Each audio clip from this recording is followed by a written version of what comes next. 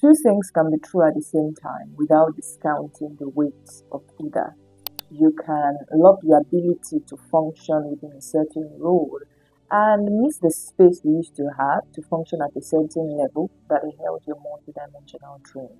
You can grieve what you've lost while still appreciating what you've gained. It's important to realize that it's not about choosing sides or ranking your losses against your wins. Rather, it's about holding the complexity and the brilliance of your being, how we can simultaneously celebrate the security of our cages and mourn the wildness we traded for them.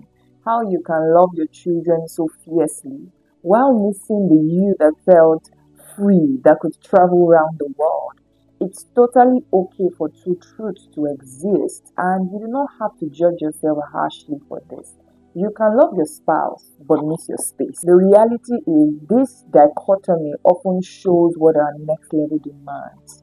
It is a necessary contradiction to reveal the weight of what is brewing within, because who we are now may have been perfect for what was necessary then, but who we need to be requires disruption from the foundation of what we accepted as whole, as perfect, as complete. So it's totally okay and normal to witness the part of you that associates something more to something past, that desires something new, but within the infrastructure of what has been exhausted. What's actually happening is that your soul is building multiple reference points to guide you into your next level.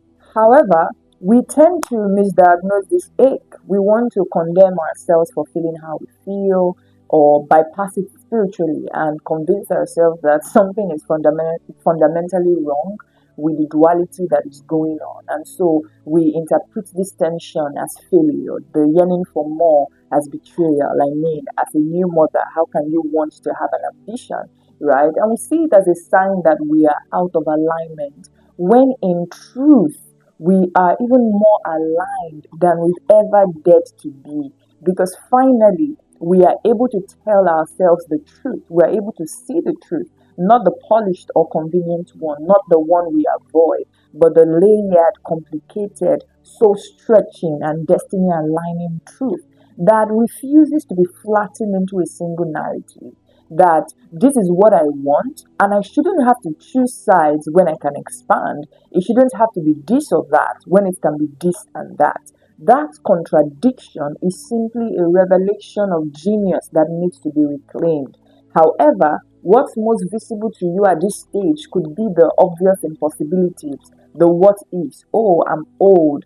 Oh, I have all of these obligations now. How can I do all of this? But what if you're simply conditioned to believe that contradiction equals confusion, that desire must be diluted in order to maintain stability, that if something doesn't logically fit within the framework of who you've been, within the systems that you've constructed for your current reality, it must be wrong. And the thing is, the question is, what if you were never meant to solve that contradiction? What if instead you were required to just sit with it long enough for a new dimension of self to emerge? What if it was not necessarily about even trying to figure out what next, but making room for the possibility of what could be to find residence in you?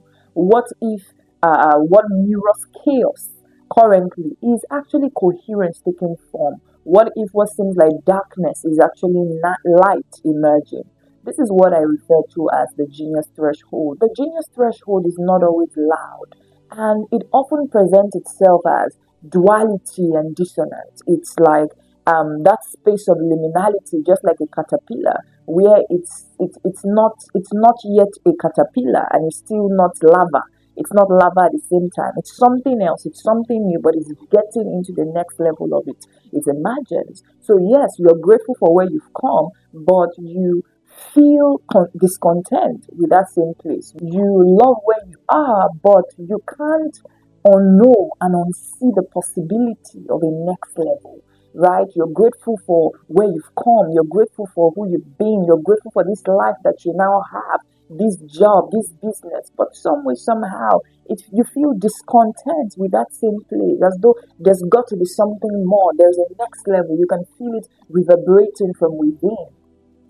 Often, the easiest thing to do is to find more ways to decorate this experience. You repackage it, add more vision boards, perform more, execute more, more structure, more momentum. You convince yourself that maybe if you just do more, you optimize yourself, you create enough systems, you will feel more and possibly ascend into the next level that you can currently sense. And the truth is, you just can't build on top of something that you've already outgrown.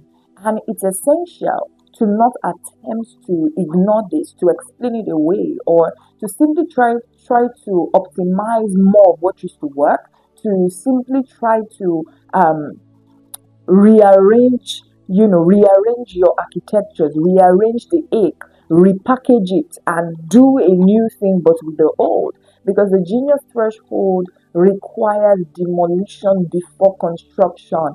Except a acorn of wheat falls to the ground and die, it abides alone.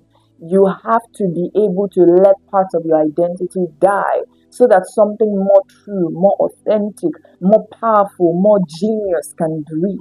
And you see, this isn't about destroying everything that you've built. Rather, it is releasing your grip on the version of you that got you here but won't get you there. Now, what makes this threshold particularly challenging is that it demands that you become comfortable with not knowing, with not having a clear roadmap, especially if you're somebody who you take pride in always having the answers.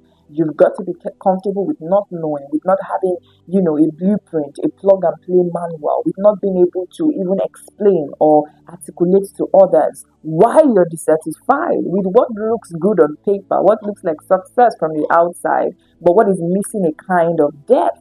You're being asked to trust something that doesn't yet have form, to follow a pool that doesn't yet have language, and to honor a knowing that doesn't yet have proof. The thing is, the people around you might not understand. They don't need to. They see you question what seems to be working, yearning for something that appears ungrateful and discontent, reaching for more when you already had enough. They might even offer solutions that feel too small, advice that feels too familiar, comfort that feels too safe, and maybe self-help or spiritual methods that lacks the capacity to hold your current weight.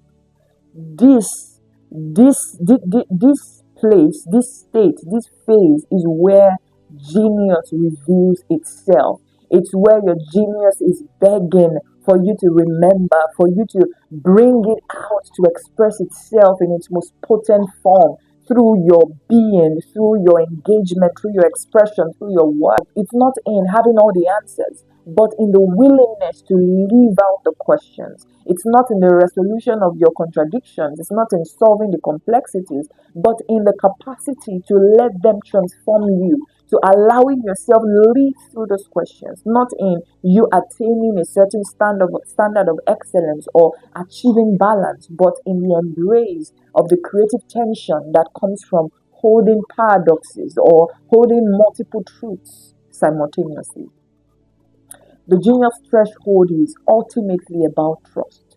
Trust in your own expansion, trust in your own emergence, trust in the intelligence of your discomfort, trust in the wisdom of your restlessness, trust in the ache that you feel, trust that the very thing that feels like it's breaking you apart is actually breaking you open to receive what you've been unconsciously preparing for.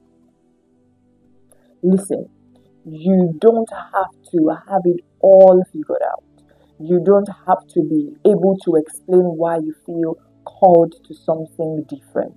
You don't have to justify your evolution to anyone, including yourself. I mean, you you don't have to have the answers because other people come to you for clarity. Yes, you might be the person every other person, you might be the person everybody comes to you for clarity, for direction, for spiritual guidance. Yet you feel like you don't even know what is going on. You don't have to have it figured out. However, what you have to do is you've got to honor the part of you that refuse to be satisfied with anything less than the fullness, the weight, the depth, the breadth of who you see yourself being. You must insist that you will honor that quiet ache, that longing for your next level, that longing for something more potent, something more powerful. Because this threshold moment isn't asking you to choose between who you used to be and who you're becoming. It isn't asking you to choose between what was and what is to be. Rather, it is asking you to integrate all of it into something entirely new, something that honors you, honors your brilliance, honors your history while embracing your evolution, something that celebrates your roots, celebrates where you've been while nurturing your growth to the next level, something that acknowledges your frailty and your humanity while claiming your potency and your divinity. And the work here isn't about having the right answer. It's simply about learning how to stay with the right questions. So maybe the question isn't what is my purpose right now, but what do I need to release? What do I need to believe? What do I need to accept? What do I need to access?